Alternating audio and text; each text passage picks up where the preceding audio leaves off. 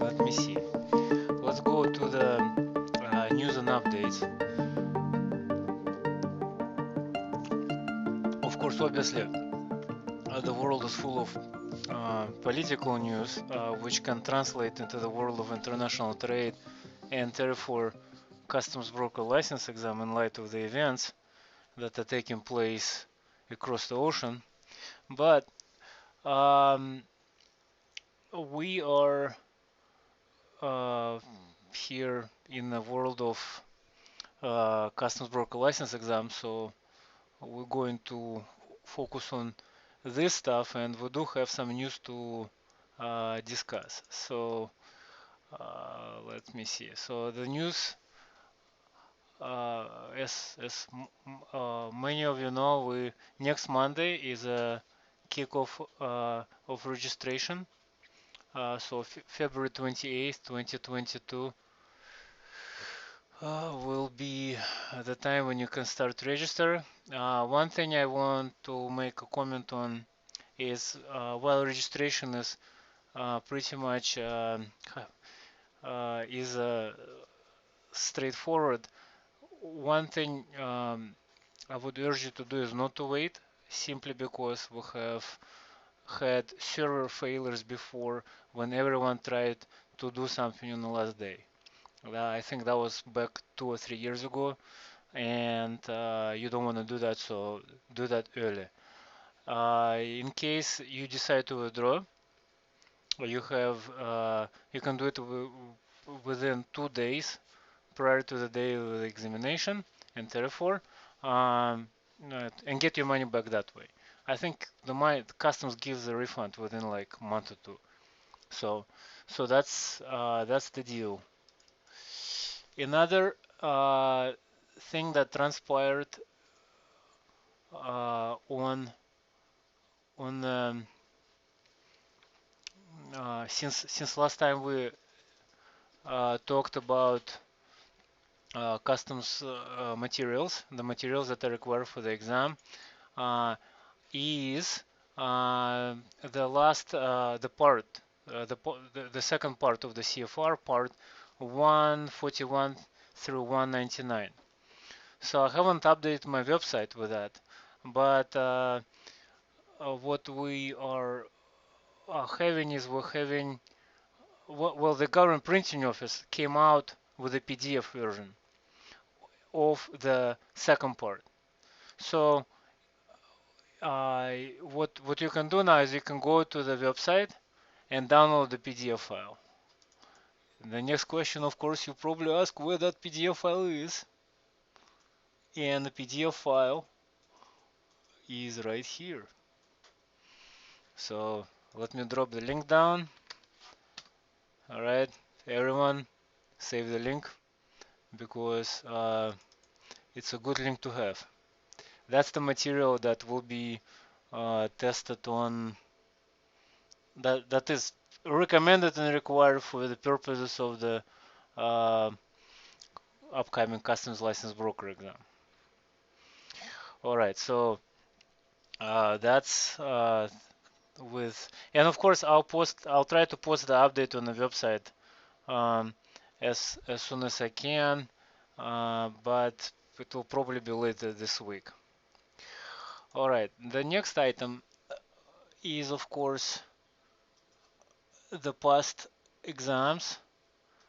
So I can't emphasize the importance of everyone going through the drills because those drills are extremely important for the purposes of a recall and for the purposes of knowing where everything is. With respect to knowing where everything is, please keep in mind I'm going back to the last class discussion.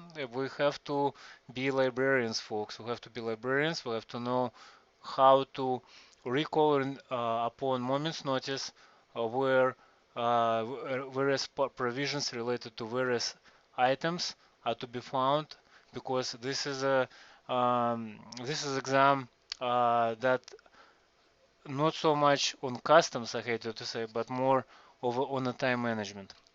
All right. So another thing before we dive into the substance that I wanted to mention is the reference material that I use throughout the discussions, and of course the link is here at lawcustoms.com. But most of the time I'll be using the Code of Federal Regulation, which is kind of ECFR unofficial version. But what it does, it allows me to navigate through various line items that pertain to questions real easy. So, and very often it doesn't change. As we discussed the stuff that are relative, in case it does change. So let's say we have chapter 1, let's say we have part 10, I don't know, let's say the originating goods and the United States-Canada Free Trade Agreement, right?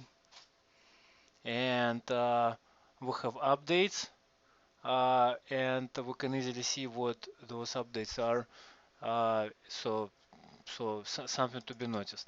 But I've been before that I've been using the other ECFR version. So just FYI, the resource that I use is available at the external links section of the lawcustoms.com site, which is a jumping board that I use for navigation and discussions of this type of things. All right, now. That's all I wanted to say with respect to administrative stuff, and I think we're ready to jump down and start talking about the exam itself. So as we kind of came into the discussion of the question, we stopped at the question 2 of the customs broker license exam. This is a very last exam that we had, October 2021. And if you want to follow me along, here is a link. And the exam. Oh, by the way, when you have the exam, you see the ACE, that ACE topic. What I've done with that regards is I created a whole, and this is a new edition. What it used to be tested under the CAT-AIR section. Now I created a whole separate chapter. It's in volume 2, chapter 30.